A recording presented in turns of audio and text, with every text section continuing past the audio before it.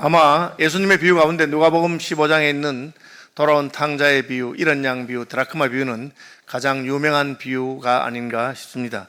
교회 오래 다닌 사람들은 어릴 때부터 이 비유를 여러 번 들었으리라고 생각합니다. 예수님께서 하신 비유는 항상 그 비유의 배경이 되는 상황이 있습니다. 어떤 사건이 있거나 어떤 질문이 있거나 어떤 상황 때문에 예수님께서는 비유를 말씀하십니다. 오늘 비유도 오늘 본문의 1절과 2절이 이 비유를 말씀하시게 된 상황입니다. 그 상황은 모든 세리와 죄인들이 말씀을 들으러 가까이 나오니, 예수님께 세리와 죄인들까지 말씀을 들으러 나왔습니다. 그 당시 세리는 로마에 붙어서 유대인들을 착취하는 매국노와 같은 그런 사람들로 취급이 되었습니다. 여기 죄인이라고 한 말은 완곡한 표현인데 창녀라고 하는 표현입니다. 창녀를 더 부드럽게 표현한 것입니다. 몸을 팔아 생계를 유지하는 사람입니다. 그러니까 유대인들이 종교적인 사람들이니까 이 사람들에 대해서 무시하고 혹은 배관시하고 멸시하고 하는 그런 분위기가 있습니다. 그런데 그런 사람들도 예수님께 나와서 말씀을 들으러 왔습니다. 좋은 일입니까? 아니면 나쁜 일입니까? 좋은 일이죠.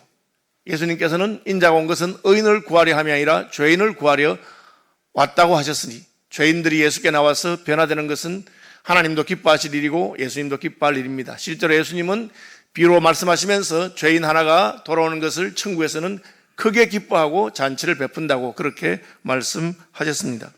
그런데 바리새인과 서기관들은 그것이 못마땅했습니다. 그들은 예수님을 이스라엘 랍비로 생각하고 예수님께 나와서 말씀을 들어왔는데, 아니 저 거룩해야 될 랍비가 세리와 죄인들과 같이 식사하고 그들을 초청해서 말씀 듣는 것을 보고 못마땅한 생각이 들었습니다. 예수님께서는 그들의 수군거림을 아시고 그들에게 세 가지 비유로 말씀하셨습니다.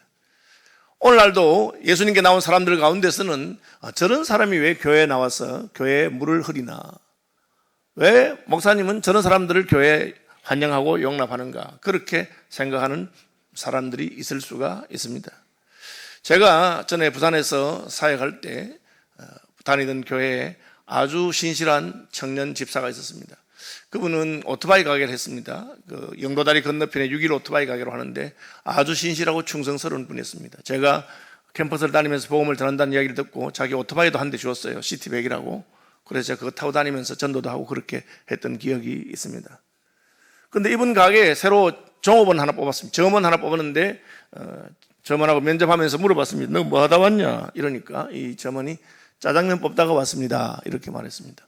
짜장면 가게에서 짜장면 뽑는 것을 배웠는데 자기 생각에 별로 이렇게 장래성이 없어 보여서 오토바이 기술을 내가 배워야 되겠다 하고는 오토바이 가게에 점원 온 겁니다. 이 집사님이 너무 기뻐하고 좋아하면서, 야, 너 참 잘됐다. 너 짜장면 뽑는 사람이구나. 그러면 이제부터 매주 토요일 날은 우리 가게 문을 닫고 짜장면을 뽑자. 그래서 밀가루하고 다 재료를 사서 짜장면을 300그릇씩 뽑아서 주변에 점심 식사를 잘 하기 힘든 분들, 그런 분들을 전도하기 시작했습니다. 교회에서 했습니다. 그래서 그 교회는 연지동 쪽에 있었는데 교회 주변에 있는 사람들한테 와서 점심 짜장면 공짜로 드시고 가세요 해서 오면 짜장면을 대접하고, 내일은 주일인데 예배하실 분들 오시면 저희 교회에서 예배를 이렇게 합니다. 그렇게 했습니다. 좋은 일입니까? 안 좋은 일입니까? 좋은 일입니다. 그런데 그 짜장면 봉사를 계속 하는데 교회에서 불평이 생기기 시작했습니다. 왜냐하면 그분들이, 여러분, 짜장면 얻어먹으러 온 사람들이 뭐 잘 사는 사람들이 오겠어요. 그러니까 노숙자나 혹은 가난한 사람들이거나 별로 볼 때 볼품 없어 보이는 그런 사람들이 교회에 와서 한 300명이 짜장면 먹으니까 막 교회가 어지러워지고 그렇게 합니다. 그러니까 청소하는 사람들이 불평하고 교회에서 불평이 생기고, 주일날 그런 사람들이 오니까 교회 분위기가 이상하다 하고 막 그렇게 말이 생기기 시작했습니다. 그 정도까지는 괜찮은데 이 집사님 보고 그거 좀 그만하라고 그렇게 말렸습니다. 이 집사님이 마음이 상해서 교회를 떠났습니다.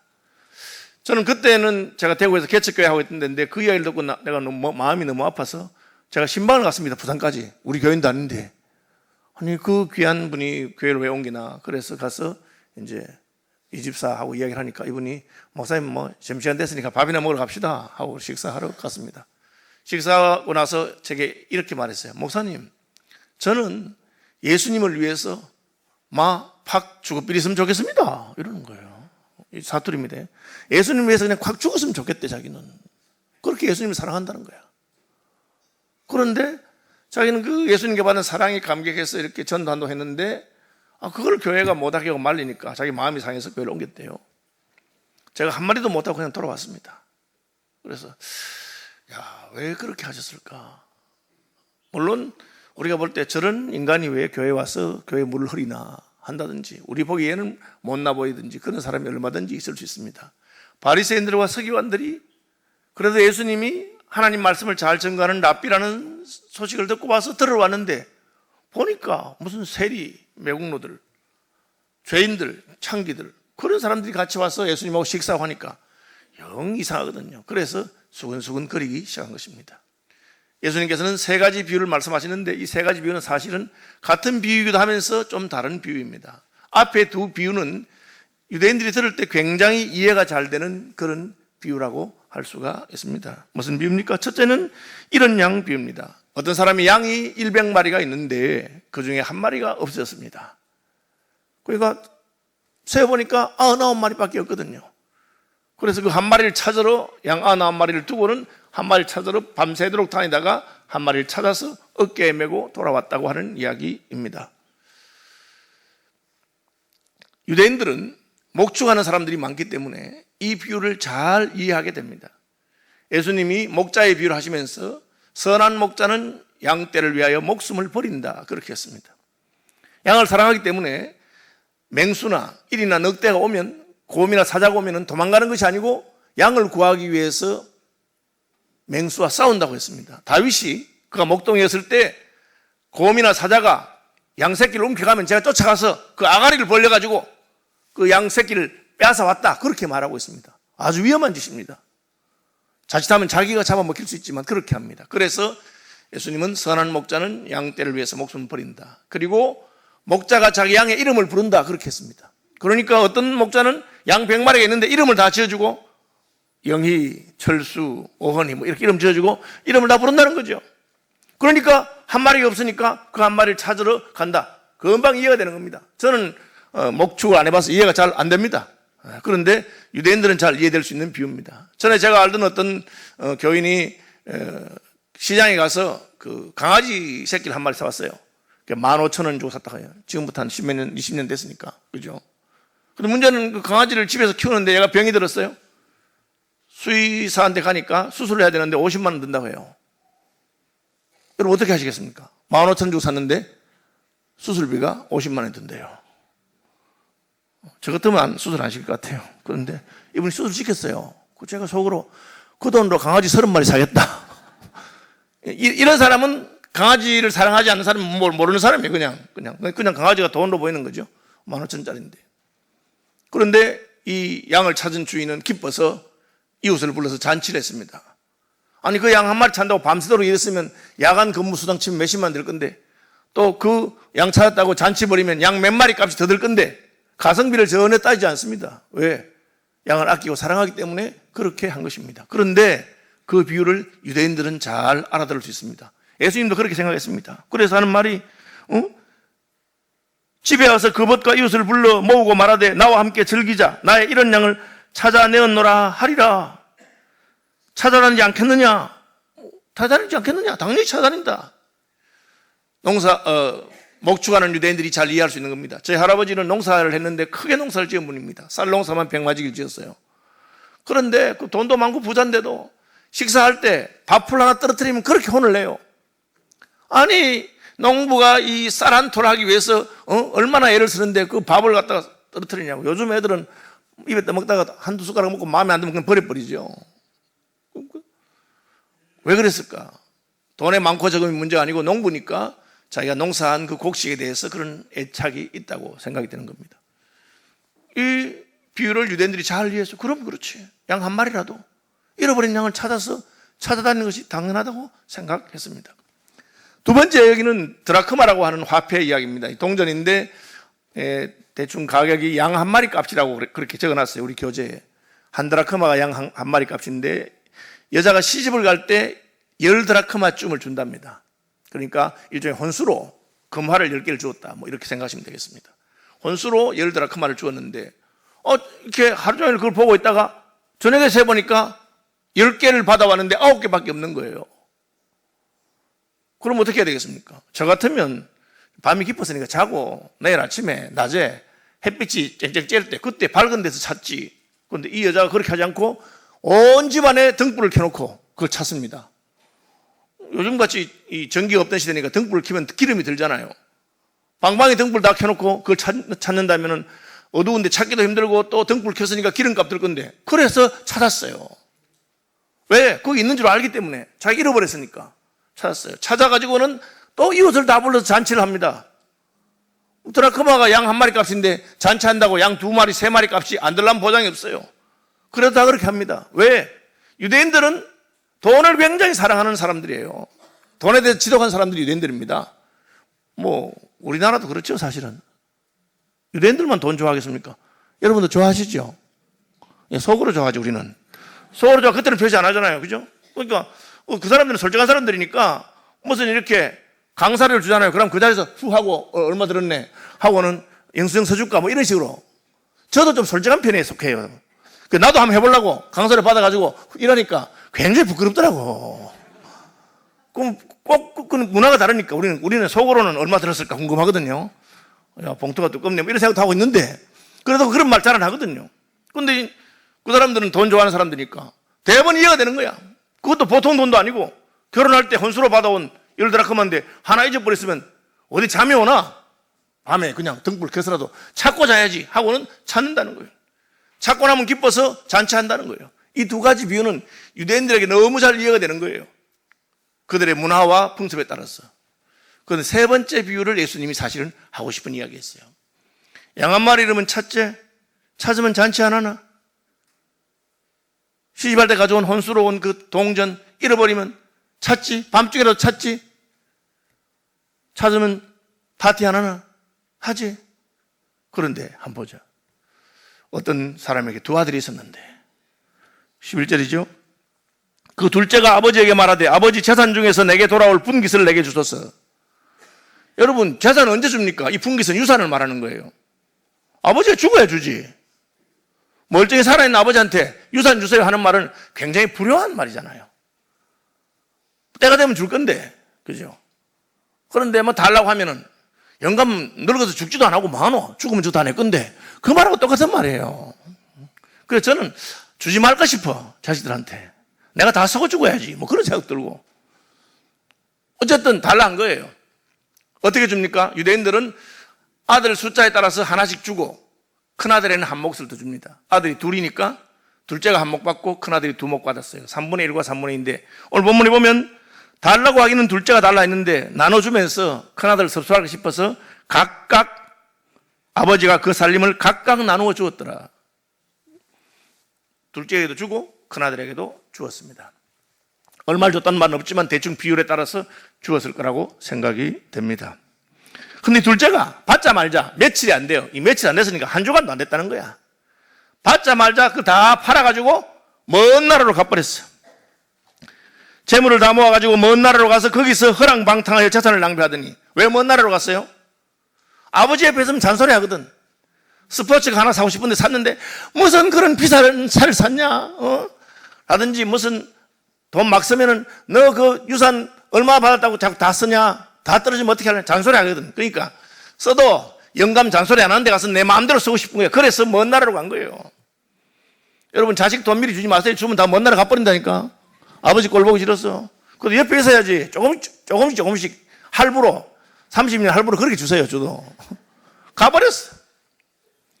근데 사람이니까 가고 싶으면 가는 거예요. 그 자유의지잖아요. 그죠? 동전이야 주인이 잃어버린 거예요. 양이야 목자가 잘못 챙겨가지고 길 잃어온 것이지. 아들은 아버지 잘못이 아니에요. 자식이 지가 하고 싶은 대로 아버지한테 더 하려고 그래서 가져간 겁니다. 그러니까 양은 잃었는데 목자가 찾으러 왔고 동전 잃었는데 여자가 밤새도록 쓸고 닦고 해서 찾습니다. 근데 아들은 안 찾아가요. 왜? 쥐가 도망간 거거든. 쥐가 가출해 가기 때문에 찾아가도 소용도 없어. 어떻게 합니까? 기다리는 거죠. 기다리는 거. 돈 떨어질 때를 기다리는 거죠. 쥐가 돈 다 떨어지면 오겠지. 진짜 가서 다 쓰고 나니까 여러분 돈이라는 건 아무리 많아도 수입이 없이 지출만 하면 떨어지게 돼 있는 거예요.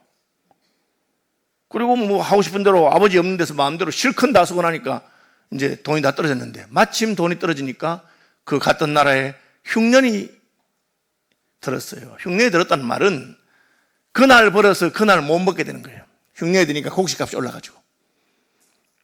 흉년이 들고 하면은 하루 벌어서 뭐 이틀도 먹고 사흘도 먹고 하는데, 흉년이 들어서 먹고 살기가 안 되는. 그래서 자기 몸을 그 나라의 백성 중 한 사람에게 붙여 산다. 붙여 산다는 말은 밥만 먹여주 있어.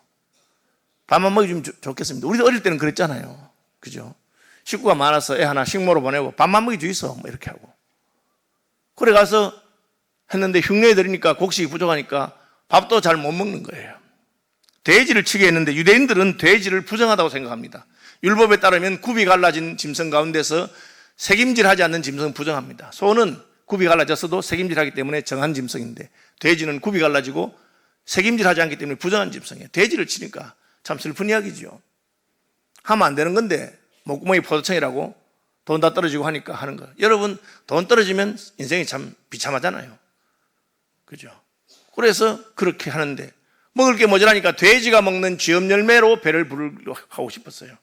여러분, 이게 남의 얘기 아닙니다. 우리나라 사람들이 60년대, 70년대 미국 이민 가서 돈은 없고 식료품값 비싸고 마켓에 가보니까 제일 싼 게 있어. 보니까 개가 그려져 있고 고양이 그려져 있어. 야, 미국 사람들은 개만 먹는 게 아니고 고양이도 먹는가 보다 하고는 싼 거, 개 그려져 있는 거 샀는데 그게 보신탕이 아니고 그게 개 주는 사료예요, 사료. 영어를 모르니까. 그거 먹었다는 이야기 좀 많이 들었습니다. 몰라서도 먹고 싸서 먹고. 아니, 돼지가 먹는 쥐엄 열매를 하는데 이 돼지가 주겠어요? 돼지가 먹는 게 돼지인데 쥐 먹고 안 주거든. 돼지가 먹는 쥐엄 열매도 못 먹고 뺏기고 돼지하고 싸움하다 생각하니까 인생이 너무 비참한 거야. 그렇게 생각해 보니까 우리 아버지 집에는 양식이 풍족한 품꾼이 얼마나 많은가. 이 품꾼이란 말은 하루 벌어서 하루 품삯을 받는 것을 말하고, 요즘으로 말하면은 계약직입니다. 정규직도 아니에요. 종이라고 해도 그 종은 1년 세경을 정하고 받습니다. 먹고 사는 데는 지장이 없습니다. 품꾼은 일 있을 때만 일하니까. 그런데 아버지 집에는 품꾼도 먹고 살 만큼 주신다는 거예요, 아버지가.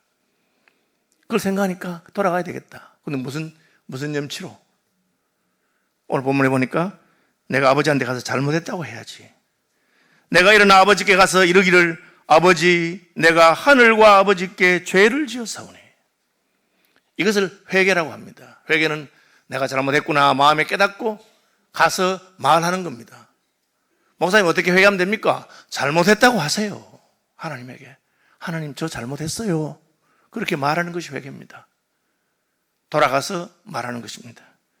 지금부터는 아버지의 아들이라 일컬음을 감당하지 못하겠나이다. 나를 품꾼의 하나로 보소서.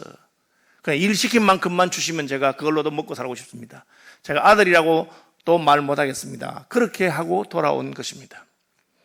제 발로 나갔기 때문에 아버지는 찾아 나서진 않았지만 오늘이나 돌아올까 내일 돌아올까 해서 기다리고 있다가, 날마다 기다리고 있다가 보니까 어느 날 웬 거지같이 생긴 자기 둘째 아들이 돌아오고 있습니다. 쫓아가서 아들을 끌어안았습니다. 보니까 기가 막혀요. 아들이 말합니다. 아버지, 내가 하늘과 아버지께 죄를 지었사오니 지금부터는 아버지의 아들이라 일컬음을 감당하지 못하겠나이다. 아들이라고 말 못하겠습니다. 그렇게 한 거죠. 이거 아버지가 해야 될 말이야. 아버지, 저 왔습니다. 그런데 아버지가, 누구세요? 전 아들 하나밖에 없는데요. 그렇게 말하지 않겠어요? 근데 아들이, 저는 아버지 아들이 할 수 없습니다 하는데, 이놈아 왜 그러느냐 하고는 종들에게 시키는 게 제일 좋은 옷을 내다 입히고, 그 말은 지금 옷 입은 것이 거지 같다는 뜻이에요. 어떻게 네가 이런 옷을 입고 있냐 하고 제일 좋은 옷을 내다 입히고, 손에 가락지를 끼고, 이 가락지는 유산 상속자라고 하는 표시입니다. 그 가문에 가락지를 끼고 있으면 네 다시 아들이 되었다는 뜻이고, 신발을 신겨라 이 말은 맨발로 다닌다는 거지. 맨발로 거지같이 그렇게 왔으니 아버지가 다시 환영하고 살찐 송아지를 잡아라. 왜 송아지를 잡습니까? 송아지 고기가 연하기 때문에. 고기 많이 나오는 큰 놈 잡는 게 아니고 맛있는 송아지 잡아서 잔치를 베풉니다. 충분히 그렇게 할 수 있죠. 아버지이기 때문에. 아마 여기 아버지들은 자식에게 얼마든지 그렇게 할 수 있다고 생각합니다. 문제는 목자가 아니라도 목자가 양 찾아다니는 것 다 이해가 되고, 내가 돈 잃어버린 여자가 아니라도 잃어버린 돈 찾는다고 다 쓰는 거 다 이해가 되는 바리새인과 서기관들이 요거는 이해가 안 되는 거야. 왜? 그놈 나쁜 놈 아니야. 아버지 유산 미리 받아서 다 허랑방탕했었는데 그게 형이 하는 말입니다. 형이 뭐랍니까? 아버지의 살림을 창녀들과 함께 삼켜버린 이 아들이 돌아오매 살찐 송아지를 잡다니 이게 무슨 짓입니까? 그렇게 말한 겁니다. 형이 들판에서 일하다가 돌아왔는데 보니까 집안에 풍악 소리가 나고 춤추는 사람이 난리야. 이거 무슨 일이고? 하니까 종이 와서 아이고 도련님, 둘째 도련님이 돌아오셨는데 주인 어르신께서 잃었던 아들을 찾았다고 지금 환영하는 잔치를 하고 있습니다. 그럼 어떻게 하면 좋겠어요? 같이 쫓아가서 아이고 이놈아 어디서 고생하다 이제 왔느냐 이 동생아, 그렇게 하면 얼마나 좋겠습니까? 그런데 이 형은 기분이 딱 나쁜 거예요. 아버지 보고 나 안 들어간다 해라. 그렇게 안 들어가고 대문 밖에 있는 거예요. 그러니까 아버지가 쫓아나왔습니다. 아이고 우리 큰아들 오늘 마음이 상했나 왜 안 들어오나? 이러니까 그가 노하여 들어가고자 하지 아니하거늘 아버지가 나와서 구원하되 아버지께 대답하여 이르되 내가 여러 해 아버지를 섬겨 명을 어김이 없거늘 내게는 염소 새끼라도 주어 나와 내 벗으로 즐기게 하신 일이 없더니. 거짓말입니다 여러분. 아버지 나한테 염소 새끼 한 마리 준 적 있어요? 동생이 자기 몫을 달라고 할 때 각각 살림을 나누어 주었다고 되어 있습니다. 큰아들이니까 동생보다 배를 주었을 것입니다. 염소 자기 아버지께 받은 것을 잡아먹으면 돼. 파티하면 돼요. 쥐가 안 한 거야. 아버지가 안 줘서 못했습니까? 아닙니다.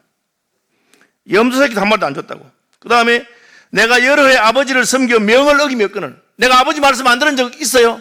거짓말입니다. 조금 전에 아버지가 들어가자 했는데 안 들어가잖아. 못 들어가. 5초 전에 아버지 말 어겨놓고는 깜빡 잊어버려. 인생이 그렇습니다. 자기가 거짓말한 걸 잊어버려. 자기가 아버지 말 안 들은 걸 잊어버리고 내가 아버지 말 한 번도 어긴 적이 없고 무슨 한 번도 어긴 적이 없어. 5초 전에 어겨놓고. 그 인생입니다.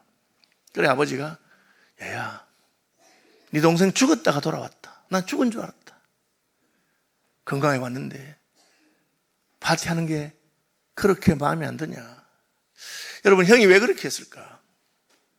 불만이 있다는 거죠. 불만이. 무슨 불만입니까?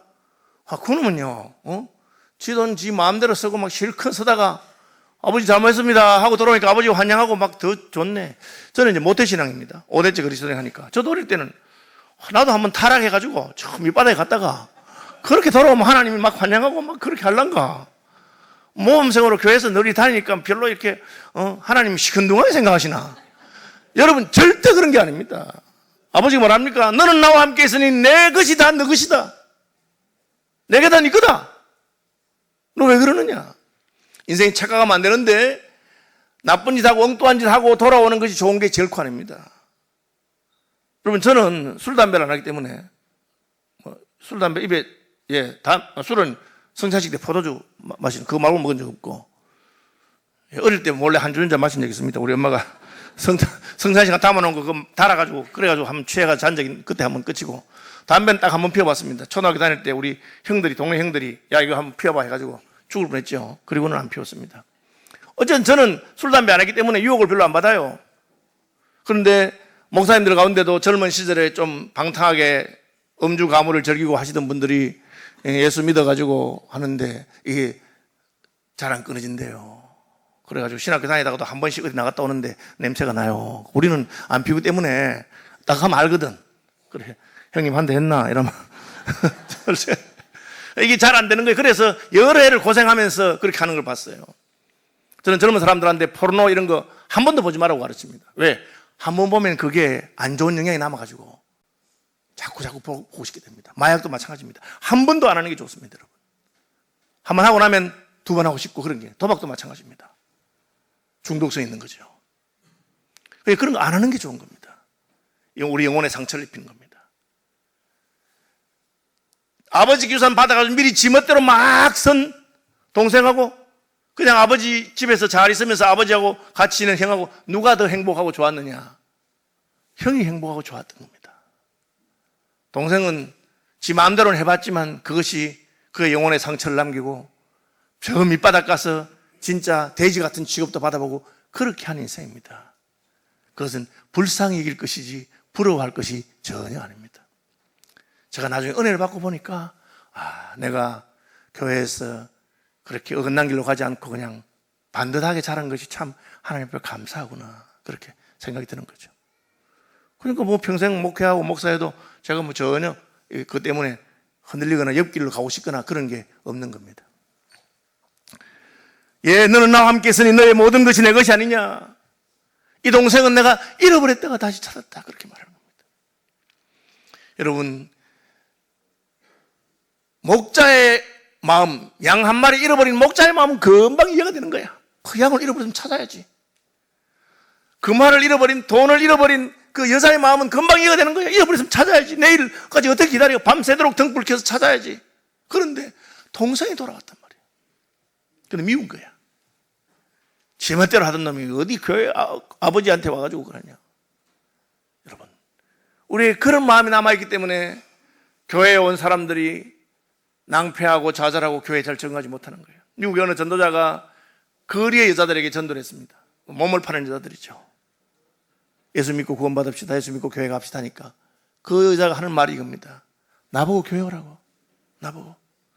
지금도 사는 게 지옥 같은데 나보고 교회 가서 그 교회 다니는 사람들이 나를 멸시하고 무시하는 눈으로 나를 쳐다보는 그 눈빛을 나보고 견디라고, 그렇게 말하더랍니다. 여러분, 예수 믿으면 사람들이 단정해지고요, 예수 믿으면 가난한 사람이 부자가 되고, 예수 믿으면 저학력에서 고학력이 되는 경향이 있습니다. 왜 그렇습니까? 예수 믿고 하나님 말씀을 듣다 보면 게으른 사람이 부지런해집니다. 내가 수고하고 열심히 해야 되겠다, 그렇게 사람이 개조가 되기 때문에.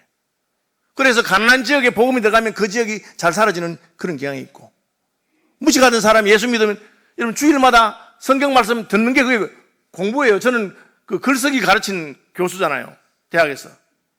근데 매주 설교 듣는 사람들은 그것만 잘 들어도 글쓰기 잘 돼요.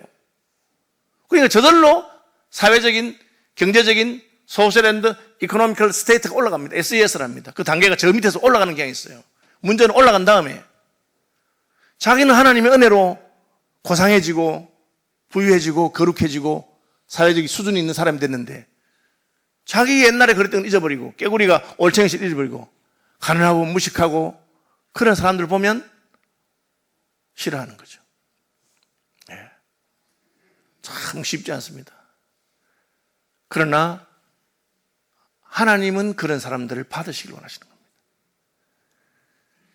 아니, 그 양 99마리를 찾아야 돌봐야지 그럼 한 마리를 돌보러 다녀야 되겠어요? 이렇게 생각하는 겁니다. 근데 여러분, 그 한 마리가 나라고 생각해 보십시오. 내가 바로 그 길을 잃어버린 한 마리입니다. 그러면 주인이 찾아오신 것이 너무나 고맙고 감사한 것입니다. 왜 예수님이 인자가 온 것은 의인을 구하려 함이 아니라 죄인을 구하려 함이로다 하셨느냐. 자기가 죄인이요, 길 잃은 양이요, 탕자요, 잃어버린 동생이라고 생각할 때는 주인이 너무너무 감사한 겁니다.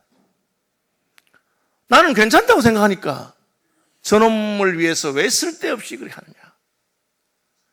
여러분, 저는 오늘 본문에서 집 주인이 형이 아니고 아버지인 게 너무 감사했습니다.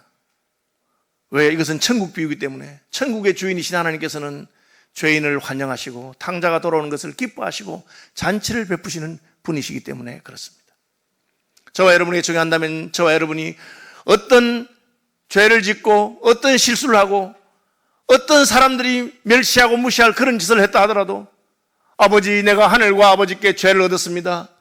이제는 나 아무 자격이 없는데 나를 불쌍히 여기시고 그저 밥만 먹여주십시오, 품고 나라로 서주십시오 라고 가면 하나님은 우리를 영접하시고 아들의 신분을 회복시키시고 우리를 위해서 잔치를 베푸시는 분이라고 말씀하셨기 때문입니다. 형이 만약에 천국의 주인이었다면 누구세요? 저는 동생 없는데요. 왜 우리 집에 와서 이렇게 얼떨떨 하세요? 그렇게 하지 않겠습니까? 저는 저와 여러분이 하나님의 은혜로 구원받은 자, 남 모르는 어떤 비리나 수치스러운 것이 있다 하더라도 하나님이 용납하시는 것을 기뻐하시고 감사하는 분들이 되시기를 바랍니다. 또한 우리가 구원받은 다음에 우리 교회가 우리가 보기에 참 어설퍼 보이고 참 부족해 보이고 참 아버지 재산을 다 낭비한 나쁜 놈처럼 보이더라도 주님이 그 잃어버린 아들을 환영하는 아버지의 마음이신 것을 알고 우리 서울시민교회가 그런 분들을 환영하고 나도 그랬는데 이제는 고상한 사람이 되고 이제는 수준 있는 사람이 됐는데 그분도 하나님 은혜로 거룩해지고 고상해지고 수준 있게 되는 것을 믿고 사랑해주고 품어주는 그런 분들이 되시기를 주님 이름으로 축복합니다.